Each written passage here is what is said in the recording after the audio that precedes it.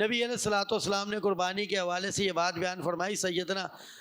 علی بن ابی طالب رضی اللہ تعالیٰ عنہ کے حدیث سے فرماتے ہیں کہ ہمارا رسول اللہ صلی اللہ علیہ وسلم ان نستشرف العین والاذن، کہ ہم قربانی کے جانوروں کی آنکھوں کو اور کان کو اچھے طریقے سے چیک کیا کریں۔ اور سیدنا برا بن عازب رضی اللہ تعالیٰ عنہ کی حدیث ہے سنن نبی داؤد کے اندر، کہتے ہیں اربع لا یجوز فی الاضاحی، 4 طرح کے جو ہے نا عیب یہ قربانی کے جانور میں کسی صورت میں جائز نہیں ہے۔ فرمایا کہ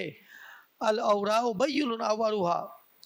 کہ جانور کانا ہے اور اس کا کانا پن صاف نظر آ رہا ہے، دور سے دیکھنے پر پتہ چلتا ہے کہ جانور کی آنکھوں میں نقص پایا جاتا ہے۔ فرمایا المریضۃ بین مرضها، کہ وہ مریض ہے، بیمار ہے، ایسا مریض جانور ہے کہ دور سے نظر آ رہا ہے کہ جس کا یہ مریض اور بیمار جانور ہے۔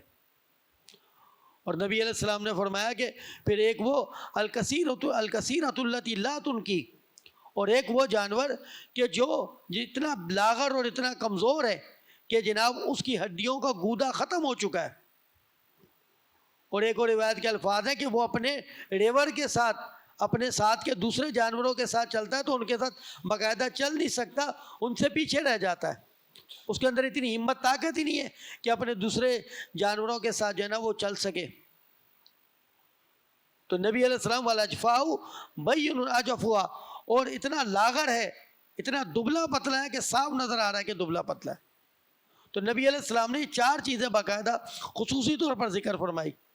تو عبید بن فیروز تابعی ہیں، وہ سیدنا برا بن عازب رضی اللہ تعالیٰ عنہ کی حدیث سنی تو انہوں نے کہا کہ میں یہ چاہتا ہوں کہ جانور کے دانت بھی جو ہے نا وہ بڑے اچھے ہونے چاہیے، اس میں کوئی عیب نہیں ہونا چاہیے۔ تو برا بن عازب رضی اللہ تعالیٰ نے فرمایا کہ اللہ کے رسول صلی اللہ علیہ وسلم نے ہمیں یہ بات بتائی ہے کہ یہ 4 چیزوں کو خصوصی طور پر تم نے دیکھنا ہے، باقی اگر تمہیں ایک چیز اپنی مرضی سے، اس کے رنگ کے حوالے سے، اس کی دیگر خصوصیات کے حوالے سے تم اگر چاہتے ہو تو وہ تمہاری اپنی ثوابدید پر ہے، لوگوں کے اوپر اس کو لاگو نہ کرو۔ بھائی تم چاہتے ہو اس کے دانت ایسے ہو تو ٹھیک ہے، تمہاری مرضی ہے۔ تم چاہتے ہو اس کا رنگ ایسا ہو، اس کی ہائٹ اتنی ہونی چاہیے، اس کے اندر یہ خوبیاں پائی جانی چاہیے، اگر وہ شریعت نے بتائی ہوئی ہیں تو پھر تو ٹھیک ہے، وگرنہ اپنی پسند کو شریعت کے دائرے میں لا کر اس کو شرعی حکم بنا کے نہ پیش کرو۔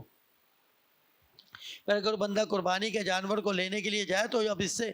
یہ کہ اس کو مکمل جانچ پڑتال کرے۔ اب جب جانور کو لے کر آگے اور جانور کو اپنے پاس لے کر آئے بالکل بے عیب تھا، اب لے کے راستے میں لاتے وقت یا گھر میں رکھا ہوا تھا یا باڑے میں یا کسی جگہ پہ رکھا ہوا تھا، جانور کو میں کوئی جناب نقص پیدا ہو گیا، تو اب جب بے عیب لے کر آئے تھے تو یہاں پر سیدنا عبداللہ ابن زبیر رضی اللہ تعالیٰ عنہ کا سنن کبریٰ بیہقی کے اندر موجود ہے کہ انہوں نے ایک اونٹنی کو دیکھا جو قربانی کے لیے خریدی گئی تھی، تو انہوں نے دیکھا کہ اس کی ایک آنکھ خراب ہے۔ انہوں نے فرمایا کہ اگر اس کا یہ عیب تم جب اس کو خرید کر لائے تھے اس وقت پہلے سے موجود تھا تو پھر اس کی قربانی جائز نہیں ہے، اور اگر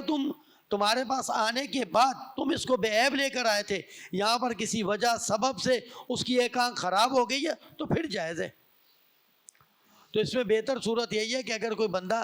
جانور کو بیچ کر متبادل اسی طرح کا کوئی اور جانور پیسے ڈال کر یا ہلکا جو ہے نا وہ جانور لے کر آ جائے تو وہ زیادہ بہتر ہے، وگرنہ وہ جو ہے نا اس طرح کی جانور کو قربان کر لے تو اس میں کوئی حرج کی بات نہیں ہے۔ وجہ یہ ہے کہ جب خریدا تھا، اس کو لے کر آئے تھے، اس وقت اس میں کوئی عیب نہیں تھا۔ تو یہ اس حوالے سے ایک چیز ہمارے لیے اپنی نصیحت ہے کہ ہم قربانی کے جانور میں تو یہ ساری کی ساری صفات اور علامتیں دیکھتے ہیں کہ بھئی اس کا یہ اس میں خوبی ہونی چاہیے، یہ عیب اس میں نہیں ہونے چاہیے۔ تو میں قربانی کرنے والا، میں اپنے آپ کو کس حد تک جو ہے نا وہ اللہ رب العالمین کی من چاہی جو اللہ تعالیٰ چاہتا ہے ان صفات سے میں نے اپنے آپ کو متصف کیا ہے۔ اللہ مجھے جیسا اپنا بندہ بنانا چاہتا ہے کیا میں اسی طرح کا بن رہا ہوں؟ کہ اللہ رب العالمین مجھے جس طرح گناہوں سے، عیوب سے، کوتاہیوں سے مبرہ اور پاک اور صاف دیکھنا چاہتا ہے، کیا میں اس کے لیے بھی وہی اہتمام کرتا ہوں؟